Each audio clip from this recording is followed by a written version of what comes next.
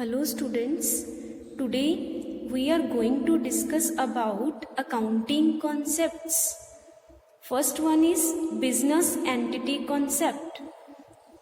Business entity concept means owners and business are different and distinct persons.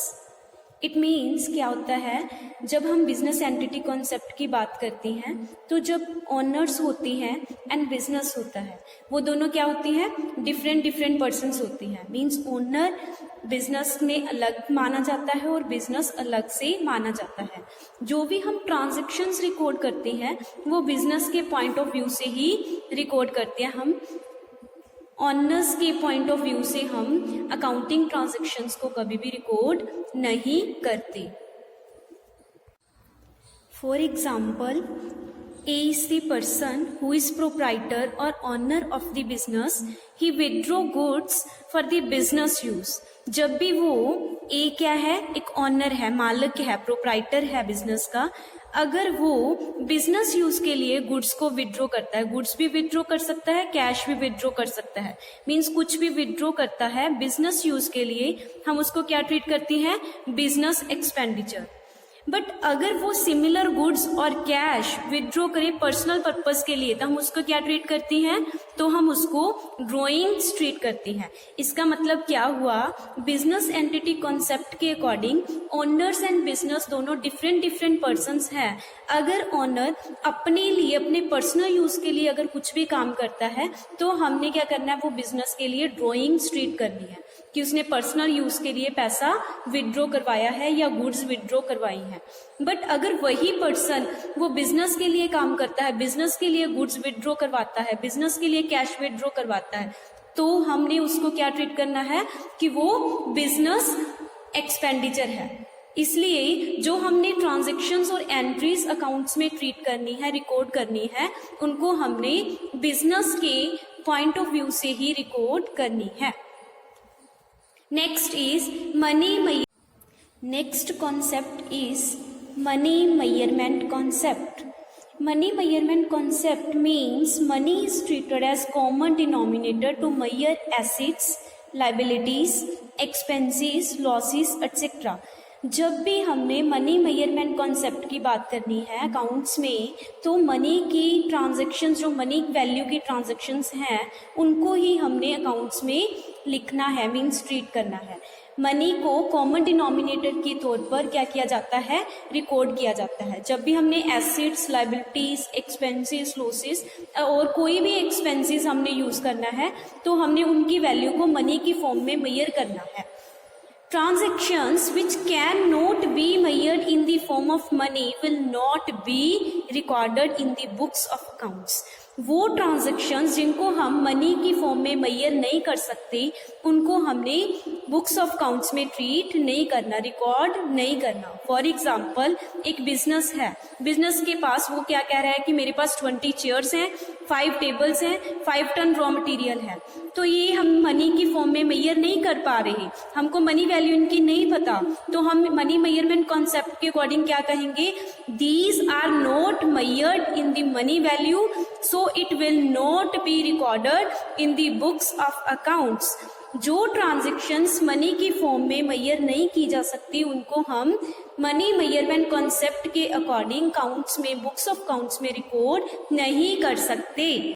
But if business gave information in the form of as shares of ₹10,000, अगर हमको business ऐसे information देता है कि chairs की value कितनी है, 10,000 money value, tables की 40,000 वैल्यू, बट रॉ मटेरियल की 50,000 वैल्यू, इन सभी ट्रांजैक्शंस की मनी वैल्यू है, इसको मनी वैल्यू में कंसीडर किया जा सकता है, तब हम इसको क्या कर सकते हैं, बुक्स ऑफ अकाउंट्स में रिकॉर्ड कर सकते हैं. As per the money measurement concept, these will be recorded in books of accounts while we are passing journal entries. जब हम journal entries या फिर accounts में कोई भी books प्रिपेयर करेंगे तब हम उसको क्या कर सकते हैं, जिनकी money value है उनको record कर सकते हैं. Next concept is accounting period concept. Accounting period means normally हमारा अकाउंटिंग पीरियड है जो फाइनेंशियल ईयर को ट्रीट किया जाता है। फाइनेंशियल ईयर कौन सा होता है? 1 ईयर के लिए होता है, that is starting from 1 April to 31 March. Accounting period concept में जो हम अकाउंटिंग ईयर लेते हैं, अकाउंटिंग पीरियड लेते हैं, वो 1 ईयर के लिए लेते हैं, जो कि 1 अप्रैल से 31 मार्च तक होता है। इसके लिए as we know accounting believes in the continuity, जैसे कि हमको पता है कि अकाउंटिंग में क्या होता है, कॉन्टिन्यूटी कॉन्सेप्ट पे ध्यान दिया जाता है। कॉन्टिन्यूटी कॉन्सेप्ट मतलब जब भी हम कोई बिजनेस स्टार्ट करते हैं तो गोइंग कंसर्न मानकर चलते हैं। गोइंग कंसर्न मीन्स बिजनेस है जो हमारा लाइफ टाइम के लिए चलता रहेगा। As we know, accounting believes in continuity, but a period is necessary. But हमें क्या चाहिए? एक पीरियड चाहिए जिसमें हम अपने फाइनेंशियल स्टेटमेंट्स को क्या कर सके, रिकॉर्ड कर सके, to maintain the records of financial statements. Generally it is for 1 year, that is financial year, from the 1st April to 31st March। 1 April to 31 March है जो हम क्या करते हैं, फाइनेंशियल ईयर और अकाउंटिंग पीरियड को कंसीडर करते हैं। Next concept is going concern concept. Going concern concept means business will continue for an indefinite period of time. मीन्स जब भी हम कोई भी बिजनेस स्टार्ट करते हैं तो यही मान के चलते हैं वो क्या होगा, इनडेफिनिट पीरियड ऑफ टाइम के लिए बिजनेस कंटिन्यू रहेगा। Business will continue to exist and carry on its operations for long period of time. लंबे समय के लिए जो हमारा बिजनेस है वो कंटिन्यू रहेगा एंड एग्जिस्ट करेगा।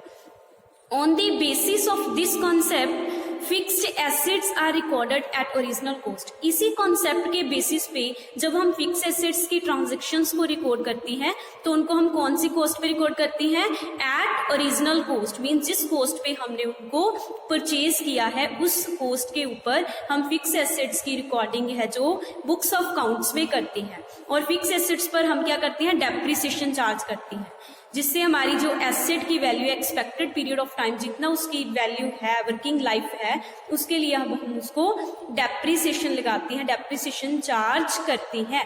Next concept is cost concept. Assets are recorded on that price at which it is acquired.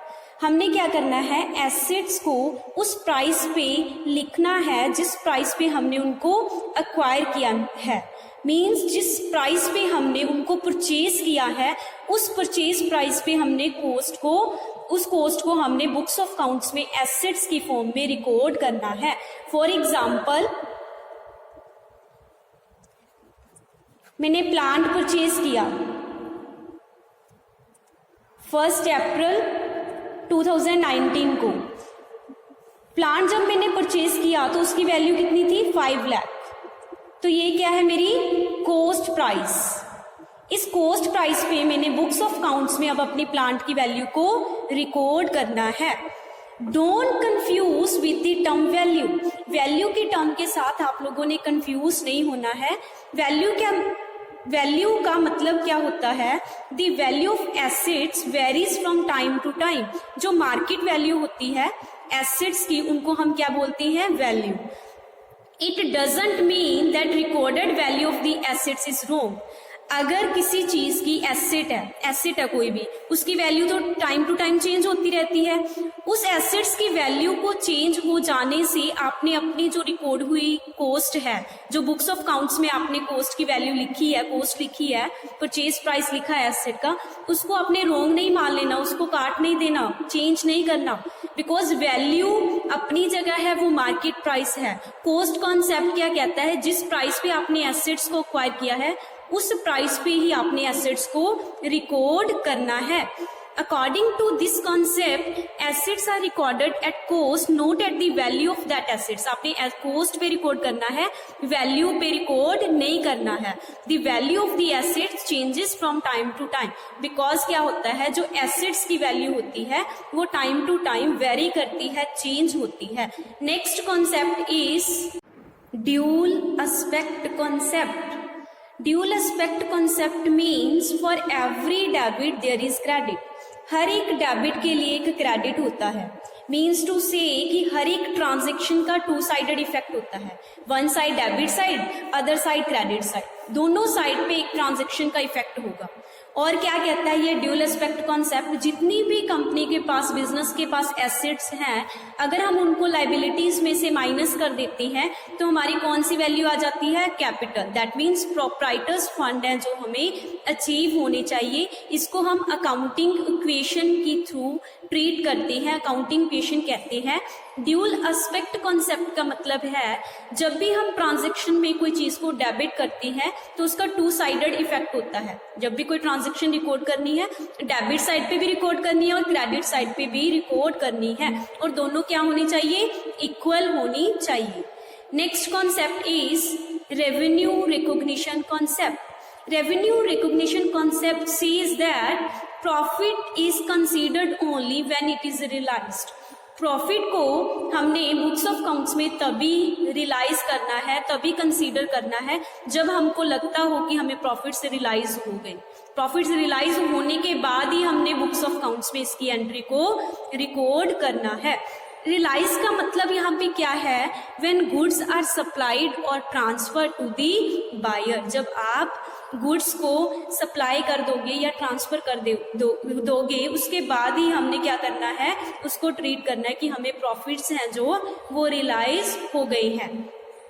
Profits will realise only when goods are transferred from supplier to buyer. जब goods supplier से buyer तक पहुंचेंगी, जब goods supply हो जाएंगी, तभी हमने profits को रियलाइज करना है। That is revenue recognition concept. Next one is matching concept. Matching concept says expenses of the accounts of the business, that's profit and loss account or income statement, should be matched with the revenues of the accounting period. Means कहने का क्या मतलब है, जो हम income statement में अपने expenses और revenues को रिकॉर्ड करते हैं वो दोनों क्या होने चाहिए, दोनों मैच होने चाहिए आपस में।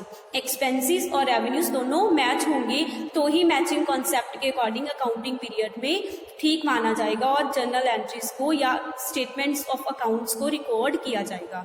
प्रॉफिट जैसे हमें पता है कि is an excess over expenditures.